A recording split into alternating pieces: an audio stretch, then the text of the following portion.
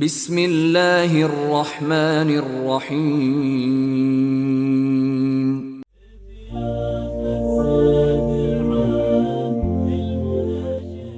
رسول اللہ صلی اللہ علیہ وآلہ وسلم نے فرمایا، ایک شخص جا رہا تھا کہ اسے سخت پیاس لگی۔ اس نے ایک کنویں میں اتر کر پانی پیا، پھر باہر آیا تو دیکھا کہ ایک کتا ہانپ رہا ہے اور پیاس کی وجہ سے کیچڑ چاٹ رہا ہے۔ اس نے اپنے دل میں کہا، یہ بھی اس وقت ایسے ہی پیاس میں مبتلا ہے جیسے ابھی مجھے لگی ہوئی تھی۔ چنانچہ وہ پھر کنویں میں اترا اور اپنے چمڑے کے موزے کو پانی سے بھر کر اسے اپنے منہ سے پکڑے ہوئے اوپر آیا اور کتے کو پانی پلایا۔ اللہ تعالیٰ نے اس کے اس کام کو قبول کیا اور اس کی مغفرت فرمائی۔ صحابہ نے عرض کیا، یا رسول اللہ صلی اللہ علیہ وآلہ وسلم، کیا ہمیں چوپاؤں پر بھی اجر ملے گا؟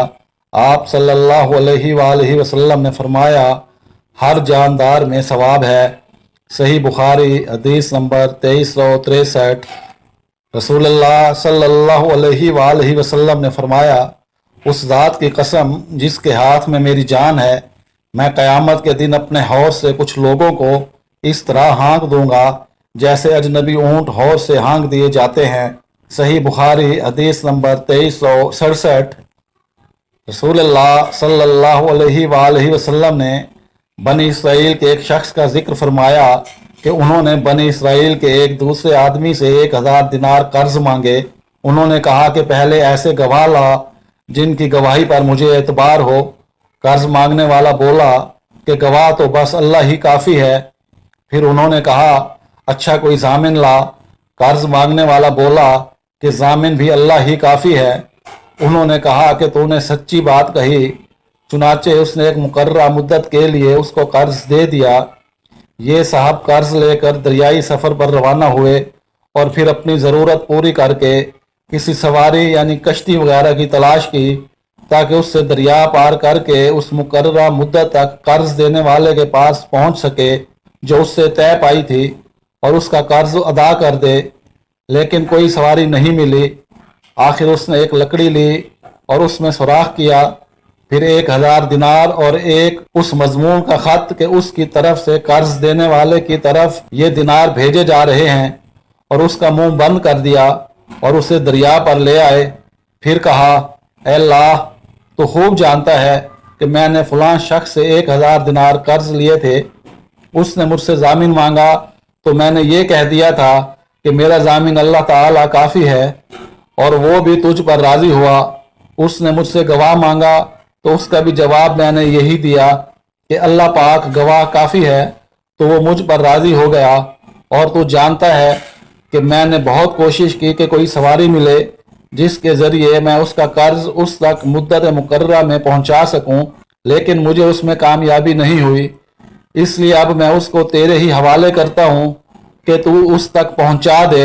چنانچہ اس نے وہ لکڑی جس میں رقم تھی دریا میں بہا دی۔ اب وہ دریا میں تھی اور وہ صاحب قرض دار واپس ہو چکے تھے۔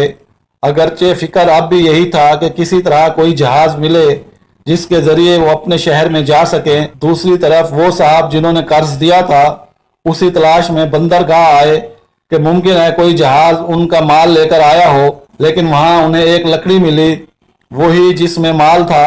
انہوں نے وہ لکڑی اپنے گھر کے ایندھن کے لیے لے لی، لیکن جب اسے چیرا تو اس میں سے دینار نکلے اور ایک خط بھی نکلا۔ کچھ دنوں کے بعد جب وہ صاحب اپنے شہر آئے تو قرض کھا کے گھر آئے اور یہ خیال کر کے کہ شاید وہ لکڑی نہ مل سکی ہو، دوبارہ 1000 دینار ان کی خدمت میں پیش کر دیے اور کہا کہ قسم اللہ کی، میں تو برابر اسی کوشش میں رہا کہ کوئی جہاز ملے تو تمہارے پاس تمہارا مال لے کر پہنچوں، لیکن اس دن سے پہلے جب کہ میں یہاں پہنچنے کے لیے سوار ہوا مجھے اپنی کوششوں میں کامیابی نہیں ہوئی۔ پھر انہوں نے پوچھا، اچھا یہ تو بتاؤ کہ کوئی چیز کبھی تم نے میرے نام بھیجی تھی؟ کروز نے جواب دیا، بتا تو رہا ہوں آپ کو کہ کوئی جہاز مجھے اس جہاز سے پہلے نہیں ملا جس سے میں آج پہنچا ہوں۔ اس پر قرض خواہ نے کہا، پھر اللہ نے بھی آپ کا وہ قرض ادا کر دیا جسے آپ نے لکڑی میں بھیجا تھا۔ چنانچہ وہ صاحب اپنا 1000 دینار لے کر خوش خوش واپس لوٹ گئے۔ صحیح بخاری حدیث نمبر 2291۔ رسول اللہ صلی اللہ علیہ وآلہ وسلم نے فرمایا ایک عورت کو عذاب ایک بلی کی وجہ سے ہوا جسے اس نے اتنی دیر تک باندھے رکھا تھا کہ وہ بھوک کی وجہ سے مر گئی اور وہ عورت اسی وجہ سے دوزخ میں داخل ہوئی۔ نبی کریم صلی اللہ علیہ وآلہ وسلم نے فرمایا کہ اللہ تعالیٰ نے اس سے فرمایا تھا اور اللہ تعالیٰ ہی زیادہ جاننے والا ہے کہ جب تو نے اس بلی کو باندھے رکھا اس وقت تک نہ تو نے اسے کچھ کھلایا نہ پلایا اور نہ چھوڑا کہ وہ زمین کے کیڑے مکوڑے ہی کھا کر اپنا پیٹ بھر لیتی۔ صحیح بخاری حدیث نمبر 2365۔